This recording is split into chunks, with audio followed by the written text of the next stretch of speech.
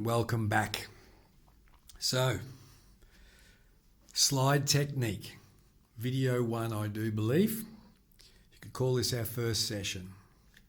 I don't think I need to go over, I know in the workbook we've got the tunings, how to tune to Open G. It's pretty self-explanatory, so I'm not going to bore you with the details of that.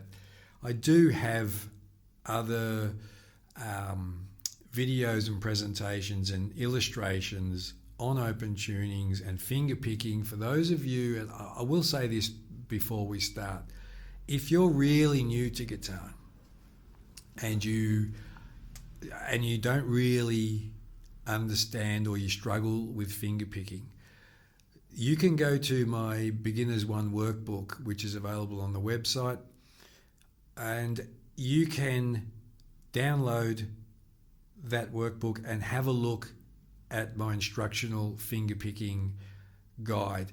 Also, obviously, you're going to be able to email me. There'll be contacts that if you struggle with something, just contact me. I'll get you absolutely everything you need to overcome any difficulties you're having, anything you don't understand. So I just want to let you know that that is available. You've purchased the course, email, contact, do it all, any questions. And, I just love to hear feedback as well, what you think maybe we could add to the course to make it even more powerful, anything you think's missing, anything you didn't understand. So obviously that's available to you during this course, so please don't hesitate to shoot me questions, and so that's there. But primarily we already know how to tune the guitar, and we've got a nice sound in Open G. Again, this is why I love to use Open G or Open Tunings to learn with, because you're already interested in playing because it sounds good, right? So even if I want to sit here all day and go like this, I'm not going to annoy the neighbours, mum, dad, or girlfriend, boyfriend, or whatever, because they're going to go, it sounds beautiful, he's doing really well, that chord sounds amazing. Well, don't tell them that it's open tuning. So first things first, how to use the slide.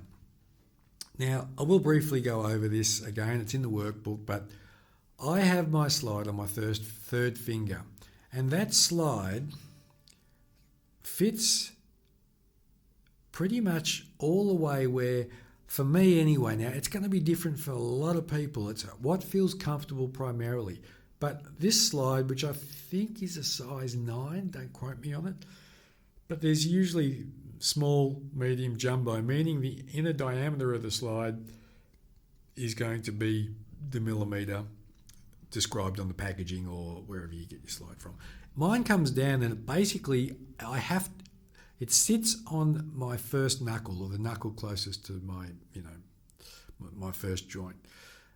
I could push it over there if I wanted, but it's really tight, so I don't want it. But the beauty of that is it actually finishes level and flush, I'm not being rude, with the end of my finger. So if if you're having a look at your slide, because what we don't want is you got the wrong tool for the job and it's making the job really difficult. So just quickly on that. So it's not tight, it's not loose, it's snug. That's a good word, snug. You want a snug slide. So what we're going to do, application to the slide. Slide application to the guitar neck and the strings. You'll see in the manual I've got, you come down and land like a plane.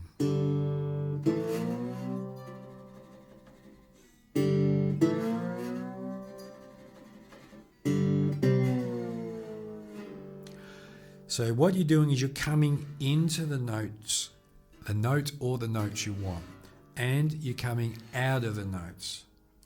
And this isn't always the case, but for now, as I said, little bite-sized morsels. We're not taking the whole pie, we're just taking a bite. We want to come in.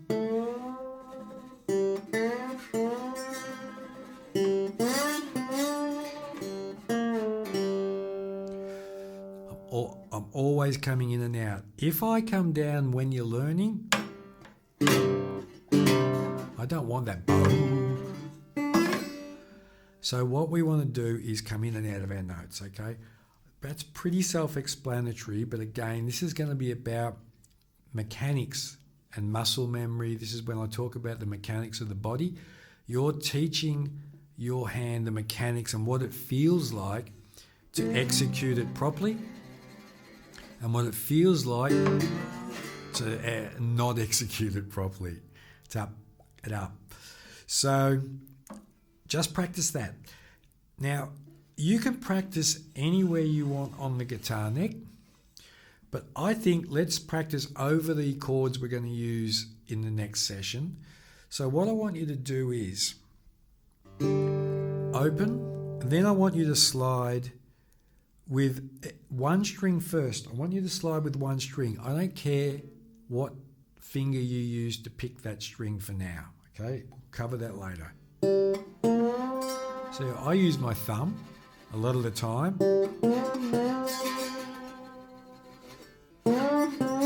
So I've got 5th fret, which is C, 7th, D, then I want you to come up to 12, which is octave up for open G.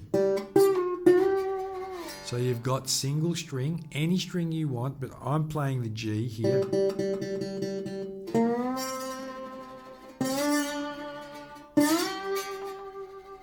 Now, you see this? This is vibrato. Don't worry about that. If you just go...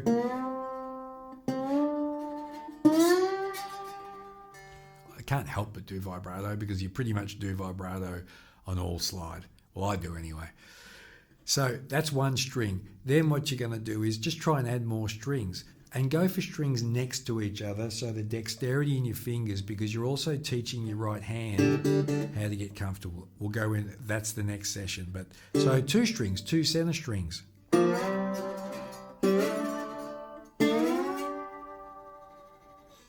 Go backwards.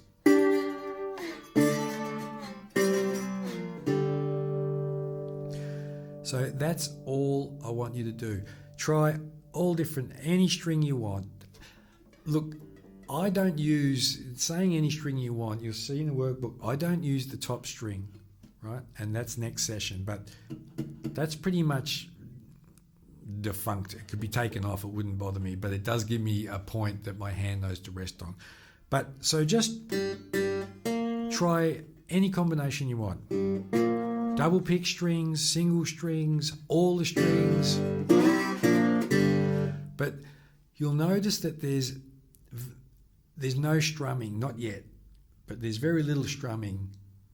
The only time I would strum is if I was doing something.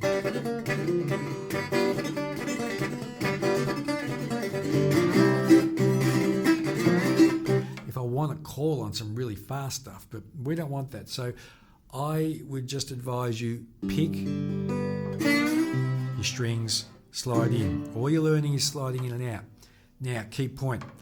You always slide over the metal fret. So the metal fret should be lining up in the middle of the slide. And that gives you your exact note. If you're behind, it's flat. If you're in front, it's sharp. So always over the fret. That's all from me. See you next session.